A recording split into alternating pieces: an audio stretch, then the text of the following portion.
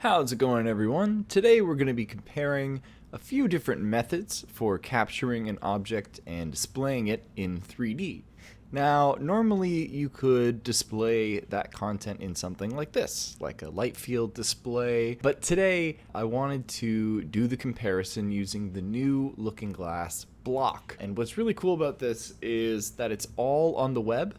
So it actually works across a whole suite of devices, including mobile and VR headsets and desktop. And what's great is if you have a Looking Glass connected to your computer at this time and you click, it will put content from this block in your Looking Glass itself. So that's the basics of what a block is. Here, what we're looking at is an example of an iPhone's portrait mode photo. So let's take a look at some of the other methods. Some of them could be better, some of them could be worse, and let's take a look. This is The Cottage by artist Nala Ren, and this is an iPhone portrait mode photo of the cottage. You can see good texture in both the models, stone here and also the real life stone, but some of the smaller details are a little bit lost, but all of the big stuff looks pretty good and you definitely get a good 3D effect from it. This is a light field, a horizontal light field. Unfortunately, I didn't get the focus perfectly on this, so in the Looking Glass the focus is behind the house here, but you can see this is what the real life cottage looks like if you were there on the day, and it's a great comparison point to everything else that we're looking at. You can see that the depth is more exaggerated, and anywhere that there's no perfect depth, it's quite blurry or sort of distorted, whereas here on the light field you don't really have that. Everything is, as it would be in real life, but it's quite well represented, and even some of the small details are still there, which is great. So let's take a look at something else. And now this was created using Apple's object capture, so it was also captured with an iPhone. It is by no means, the highest resolution photo scan that you can make. In terms of instantly capturing a moment that happens to, give you a little bit of extra depth, the portrait mode photo is pretty great. But if you have the extra time, the mesh will give you a better look.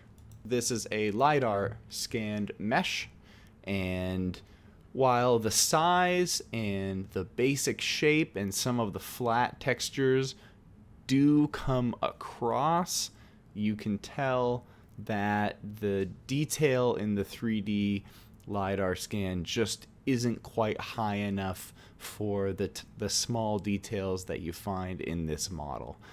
Something like the windmill is completely gone, the chimney top is also completely gone, sides of the roof don't exist, and obviously there are holes basically everywhere. It's pretty evident why you would want to spend the extra time here.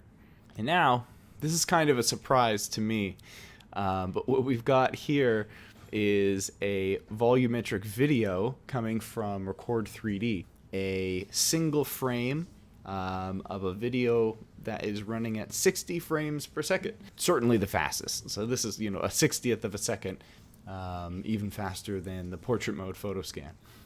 The other thing that's obvious is, there's a bunch of things that are missing. The small details here are absolutely missing. Whole sections of the background are missing.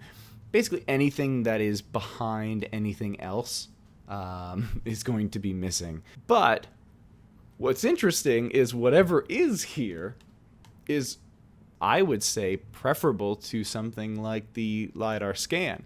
Certainly they both have flaws and are not even close to something like you would get out of a mesh, or of course not representative of the actual object like a light field would be.